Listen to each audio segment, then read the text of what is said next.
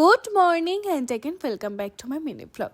সকালবেলা ঘুম থেকে উঠেই সবাই মিলে চা খেতে বসে পড়লাম। চায়ের সাথে সাথে গল্পের আড্ডাটাও বেশ জমে উঠেছিল। সেদিন ছিল প্রচণ্ড ঠান্ডা, সকালবেলা প্রচণ্ড কুয়াশা ছিল। তারপর মা দেখি পিঠের আয়োজন করেছিল, কারণ সেদিন আমরা গিয়েছিলাম মাসির বাড়ি। ঘরের টুকটাক কাজ করে ফটাফট স্নান করে রেডি হয়ে পড়লাম। তারপর দেখে যত টাইম বাড়ছে তত হালকা হালকা রোদ উঠছে। আমার মাসির বাড়ি কেষ্টপুরে, মানে বাগডোগরা পার করে মাসির বাড়ি।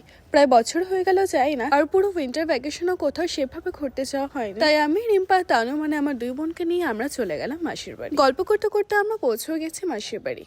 আমাদের যাওয়ার কথা ছিল সকালবেলা, কিন্তু মা পিঠের আয়োজন করেছিল বলেছিলাম, সেটা করতে করতে অনেকটা লেট হয়ে গেছিল। গিয়ে ফার্স্টেই বসে পড়েছিলাম আমরা খেতে, কারণ মাসির বাড়িতে সবসময় এত বেশি ওভার খাওয়া হয়, তার জন্য সকালবেলা আমি কিছু খেয়ে বের হইনি। যেতে যেতে প্রচন্ড খিদে পেয়ে গেছিল, মাসিকে বলাতে ফার্স্টে আমাদের ভাত দিয়ে দিল। আমি মাসিকে আগেই কল করে বলে দিয়েছিলাম যে আমি কি কি খাবো, কারণ মাসির বাড়ি গেলে মাসি এত কিছু বানায় যে পরে আর কিছু খাওয়া যায় না। আর আমার একটু বাটা বড়া এইসব খেতে বেশি ভালো লাগে, তার জন্য আমি মাসিকে বলেছিলাম যে বাটা বড়ার চিকেন করতে। তারপরও মাসি ডাল, শাক এসব বানিয়েছিল। খেয়ে উঠে ভাইকে একটু হেল্প করছিলাম মোমো বেলাতে, কারণ ভাই দেখছিলাম একা একা মোমো বেলছে, ভরছে, দুটোই করছে। তারপর আমরা একটু বের হব, কারণ পুরোটা না করে গেলে মাসি পরে আবার চাপ হয়ে যাবে, কারণ দোকান খুলতে খুলতে যদি কাস্টমার চলে আসে তাহলে পরে ভরে করতে করতে অনেকটা লেট হয়ে যাবে।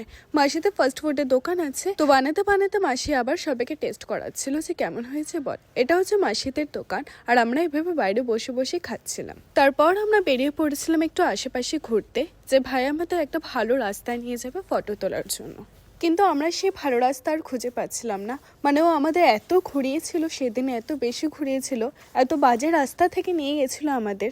ঘুরে ফিরে আমরা একই রাস্তায় বারবার এসে পৌঁছাচ্ছি। তারপর আমরা পৌঁছালাম এই রাস্তায়, যে রাস্তার উপর দিয়ে মানুষ ভালোভাবে হাঁটতেও পারছিল না। মমতা দিদির নতুন সড়ক পথ।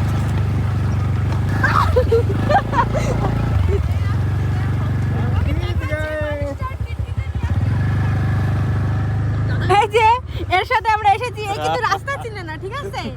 রাস্তা চিনে না। এই দাদাটা যেখানে সেখানে আমাদের নিয়ে চলে যাচ্ছে, এই রাস্তা ফাস্তা চিনে না, যেখানে ইচ্ছে সেখানে নিয়ে চলে যাচ্ছে।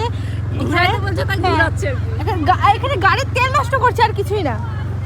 দূরে কেমন লাগছে এক্সপেরিয়েন্স একটু বলবেন? যে সুন্দর রাস্তা আমাদের ও এনেছিল, ওয়েট আমি দেখাচ্ছি। ভাই থ্যাংক ইউ সো মাচ এত সুন্দর জায়গা আনার জন্য। তো আবার এতক্ষণ এত বাজে রাস্তা দিয়ে নিয়ে আসার পর এই এত সুন্দর জায়গা নিয়ে আসলো। আমরা কি বলে আপনাকে ধন্যবাদ। আজকে ব্লগটা এখানে এন্ড করলাম। দেখা হবে নেক্সট একটি সুন্দর দিনের ব্লগে। আজ তবে আসি, টাটা।